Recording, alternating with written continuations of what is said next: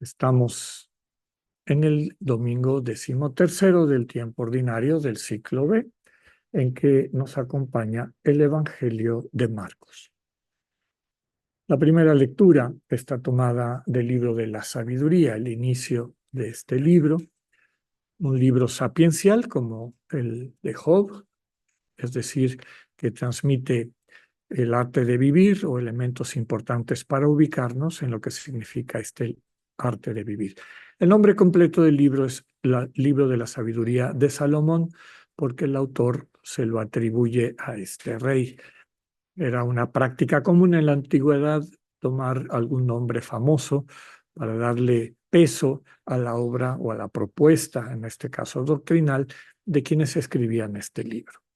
Pero bueno, se escribe casi 1000 años después de la muerte de Salomón. Si bien toca el punto de la sabiduría, como su nombre lo indica, su tema principal es la justicia y su contraparte la injusticia. Es como una recomendación para quienes tienen poder y les toca ejercerlo, perdón. Fue escrito en griego, probablemente en Alejandría, en la costa de Egipto, cerca de la fecha del nacimiento del Señor Jesús. Precisamente por eso, porque el original es en griego, no forma parte del canon judío actual y por eso tampoco está en el canon protestante. Conjuga la tradición hebrea con la filosofía helénica, especialmente el estoicismo, que era la filosofía en boga en aquel entonces. Es el primer libro del Antiguo Testamento que trata el destino inmortal del ser humano, es decir, la vida después de la vida, la resurrección y la retribución futura al obrar del ser humano en esta vida. Dios es el Señor de la vida, la ama y la defiende. En esta línea está la lectura de hoy. Dios creó al ser humano a su imagen y semejanza y por eso destinado a la vida eterna. Nos invita a elegir pertenecerle a Dios, es decir, desde Dios practicar la justicia y así alcanzar la vida eterna. La otra opción es entregarnos al mar y recibir su premio, que es la muerte. Tomado de la lectura, todo lo creó Dios para que subsistiera. El salmo que meditaremos es el 29 y es la plegaria de un enfermo que suplica a Dios por su salud. Describe de manera dramática la oposición vida-muerte, luz-oscuridad, cantos, silencio, estar preso o en libertad. Solo Dios es capaz de salvar a quien se encuentra en este peligro de abandonar la existencia. Dios es una roca estable sobre la que está invitado a asegurarse el creyente. El Señor tiene la capacidad de transformar nuestro dolor y sinsentido en vida y alegría. Tomado del Salmo, convertiste mi duelo en alegría, te alabaré por eso eternamente. En la segunda lectura continuamos nuestro recorrido de la segunda carta del apóstol San Pablo a los Corintios. El segmento de la carta que hoy oiremos es una invitación de Pablo a que los corintios, al igual que todas las comunidades fundadas por él, ejerzan la solidaridad generosa al aportar a la colecta que Pablo está organizando para ayudar a las comunidades cristianas de Judea, que estaban pasando hambre por una sequía. Les alaba que se distingan en la fe, en la palabra, en la diligencia para todo y en su amor por Pablo. Ahora les exhorta a que compartan de lo que tienen con quienes carecen de todo. Les pone como ejemplo al Señor, que siendo rico se despojó de todo, incluso su vida, para entregárnoslo a nosotras, a nosotros. Hace presente el ideal cristiano de la equidad, es decir, que en la comunidad no haya algunos a quienes les sobra cuando hay otros a quienes les falta lo esencial. La solidaridad es signo del cristiano. Tomado de la lectura, al que recogía mucho, nada le sobraba. Al que recogía poco, nada le faltaba. Y así llegamos a la lectura del Evangelio, que como decíamos, en este ciclo es el de Marcos. Nos presenta dos escenas que están intercaladas: la curación de la mujer con hemorragias permanentes y la vuelta a la vida de la hija de Jairo, uno de los jefes de la sinagoga. Jesús, que ha sido despreciado por las autoridades religiosas, es lo que leímos en los capítulos anteriores, y expulsado de los paganos de su territorio, de Gerasa, ahora entra en relación con dos personas que rompen las convenciones de la práctica piadosa de la época. Una autoridad de la sinagoga que se aparta de sus compañeros que desprecian a Jesús para acercarse a él, y lo busca para que sane a su hija moribunda, y también está la mujer con hemorragias, que rompe la ley de vivir apartada de la comunidad y se atreve a acercarse a Jesús y tocarlo. Lo que une a ambos es su fe, su confianza en Jesús, fe que implica disposición a dejarse transformar por él. La antigua ley no les ha resuelto su problema. En Jesús y en el reino de Dios, ambos encuentran una nueva vida. Jesús libera de la enfermedad que nos separa, que nos divide, y de la muerte que nos impide la comunión. Jesús hace visible a la mujer, como nos recordaban en la bienvenida, y de verse a sí misma con miedo y vergüenza, ahora es dignificada por el Señor como hija. Su confianza, su relación con Jesús la ha sanado. El amor de Jesús y a Jesús sana y libera. El relato de la niña resucitada presenta nuevamente el contraste. Quienes viven en el duelo y sin sentido, y ante las palabras de Jesús se ríen. Y Jairo y su esposa, que creen en Jesús y reciben su anhelo.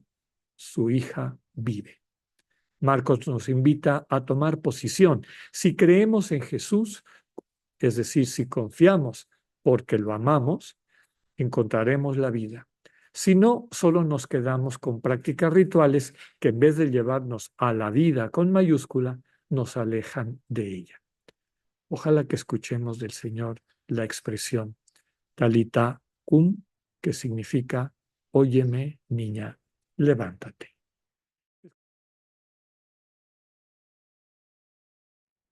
Comentábamos al inicio de la Eucaristía que el mensaje central de las lecturas de este domingo tienen que ver con esta confianza en el Señor Jesús.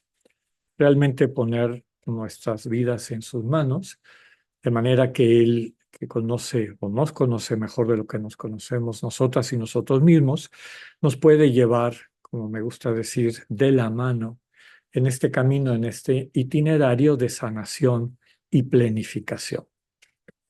Las lecturas apuntan en esa dirección. La primera, del libro de la sabiduría, subraya que en el proyecto de Dios la muerte no tiene lugar, no fue pensada por el Señor como realidad. La muerte entró en el mundo por esta distracción, por esta caída en el engaño del ser humano que nos robó nuestra capacidad y vocación de la vida plena en comunión con el Dios vivo. El Señor Jesús viene en nuestro rescate para sacarnos de esa situación de muerte definitiva. Voy a volver un poquito a eso en un momento. El Salmo nos inserta en el drama, como comentaba en la exégesis de los textos bíblicos, de quien se encuentra al borde de la muerte, en una enfermedad, y que percibe que su vida, su existencia, está por encontrar su fin. Es natural que el ser humano reaccione con temor, con tristeza, con sinsentido, cuando percibe que la existencia, eso que ha estado experimentando hasta ahorita, parece que va a terminar y todo apunta en que va a terminar. Y de ahí esta desesperación y este sinsentido. Pero sobre todo lo que quiere subrayar el texto del Salmo es la confianza de clamar a Dios, que finalmente salva al enfermo. Y como decíamos en las comparaciones, lo saca de la oscuridad a la luz, lo saca del sinsentido al sentido, de la tristeza a la alegría, de esta especie de cárcel a la libertad. La segunda carta de Pablo a los Corintios no necesariamente tiene como tema central lo que acabamos de escuchar, aunque se puede vincular sin lugar a dudas. quien ha encontrado la vida verdadera, quien ha sido rescatado por el Señor Jesús, quien se ha dejado conducir por este camino de transformación, por este itinerario de salvación, pues empieza a percibir en su corazón una sensibilidad que se traduce en esas virtudes de las que habla Pablo, ¿no? La constancia, el cariño hacia Pablo, etcétera, y también la que Pablo les exhorta a que ejerciten en aquel momento, que es la generosidad que parte de la compasión, de poder padecer, sentir lo que está sintiendo el hermano o la hermana que está carente de lo necesario y de captar desde nuestro corazón y desde luego en el diálogo con Dios, que hay elementos en nuestra vida, en lo que tenemos, ya sea dones y talentos personales, nuestra propia existencia, como también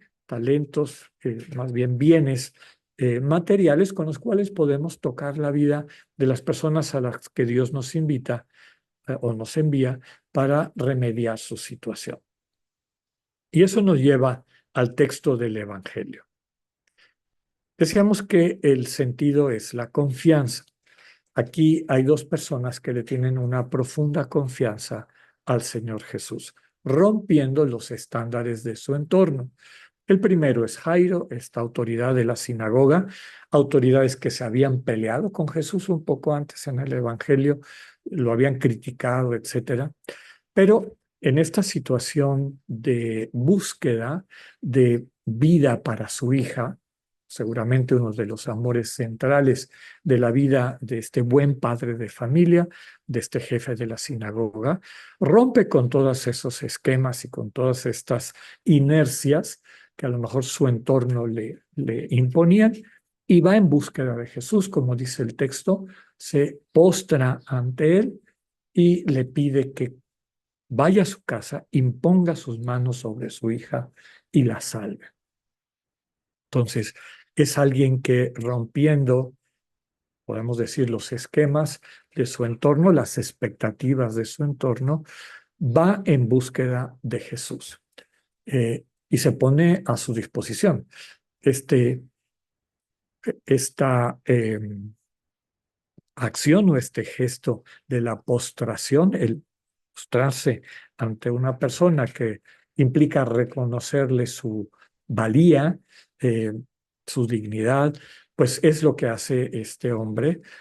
Y eso significa que realmente su corazón está dispuesto y maduro para acercarse al Señor Jesús y dejarle que transforme su vida, que toque su vida. Lo mismo pasa con esta otra figura importante, que es la mujer que ha tenido una enfermedad, una hemorragia que nadie le ha podido curar. Aprovecho para tocar el punto del número 12.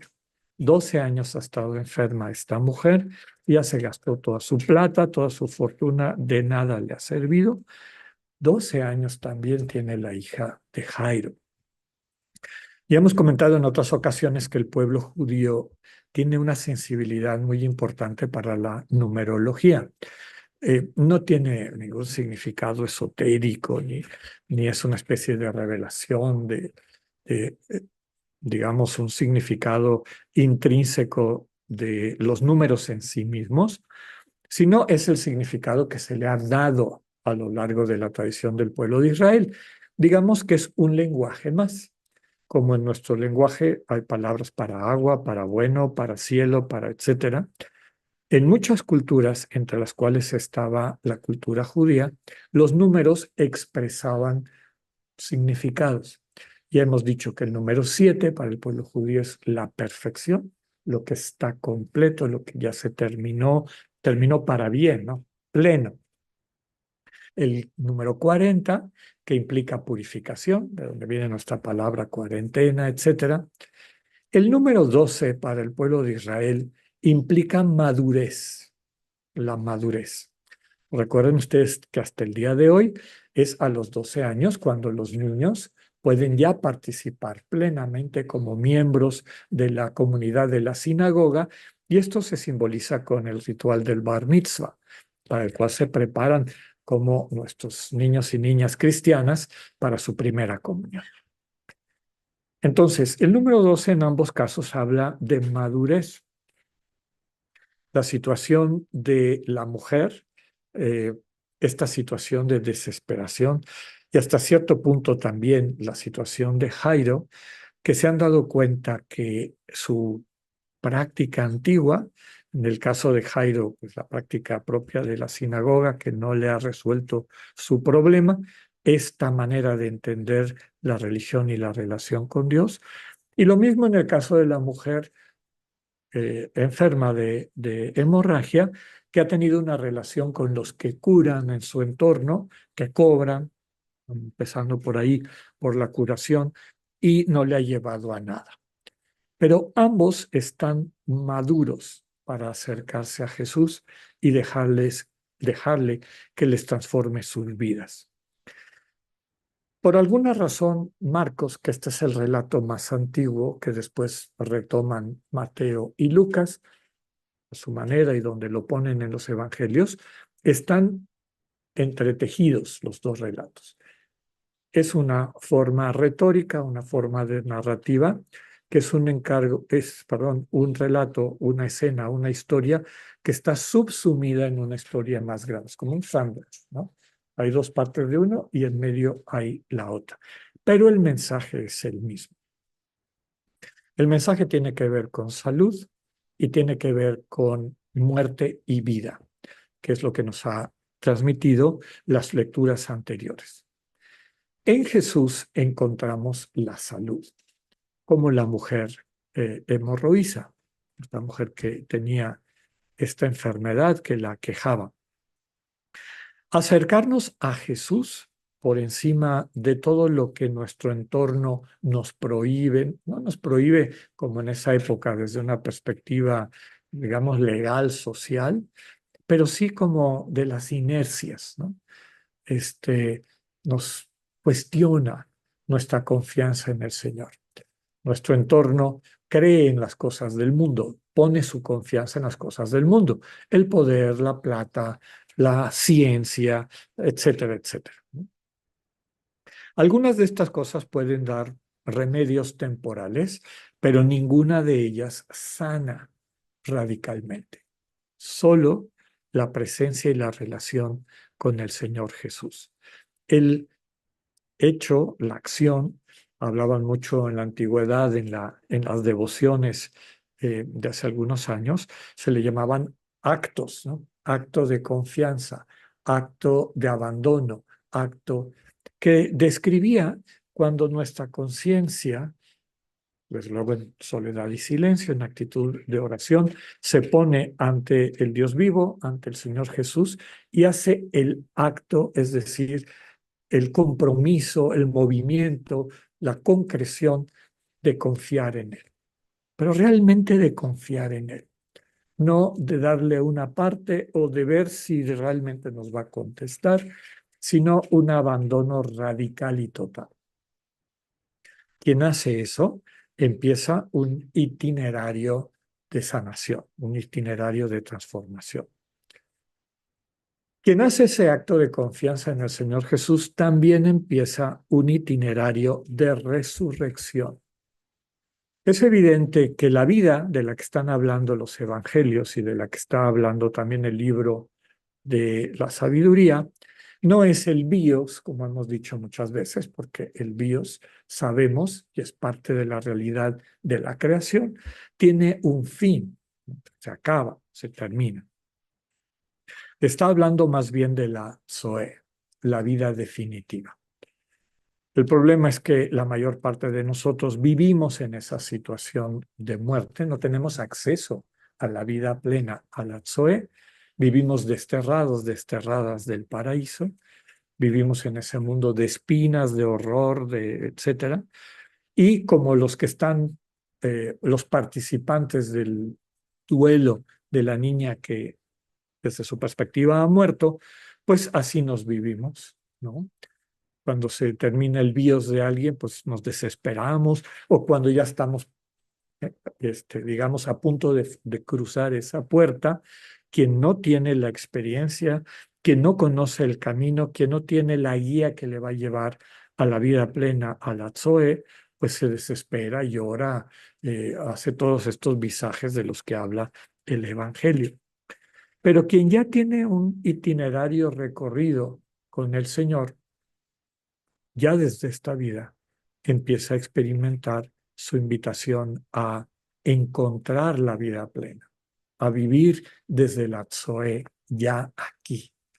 Y una vez encontrado ese camino, experimentado lo que implica el amor que nos sostiene para la vida plena, pues puede recorrer, puede hacer ese camino vital, siendo bendición para otras personas, mostrando el camino, facilitando su encuentro con el Señor Jesús, para que puedan, desde la madurez de quien ya se dio cuenta que lo que el mundo ofrece no nos va a llevar a ningún lado, empezar el itinerario de la mano del Señor Jesús.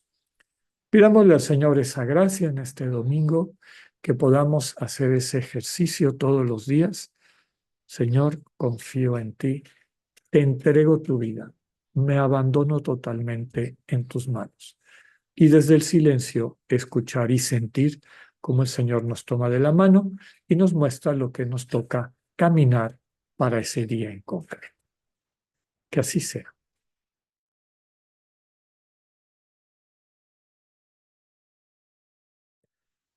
En esta semana les recomiendo una práctica. En nuestra iglesia no es común, en las iglesias orientales cristianas, sobre todo la iglesia ortodoxa, pero también en las católicas orientales, que es la postración. Es decir, en el momento de tu oración, en algún momento que te salga la devoción en tu casa, en tu habitación, donde tienes tu pequeño altar, las imágenes a las que tienes devoción, inclínate hasta tocar el suelo con la frente. Parece una cosa absurda hasta que uno la vive.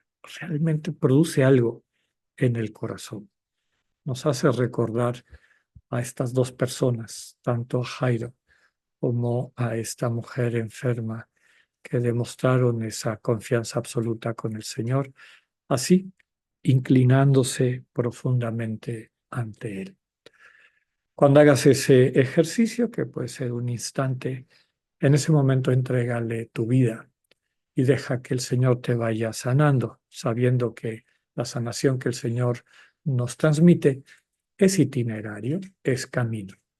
Agárrate fuerte de su mano. Él te llevará a la vida plena. Que tengan una linda semana. Dios con ustedes.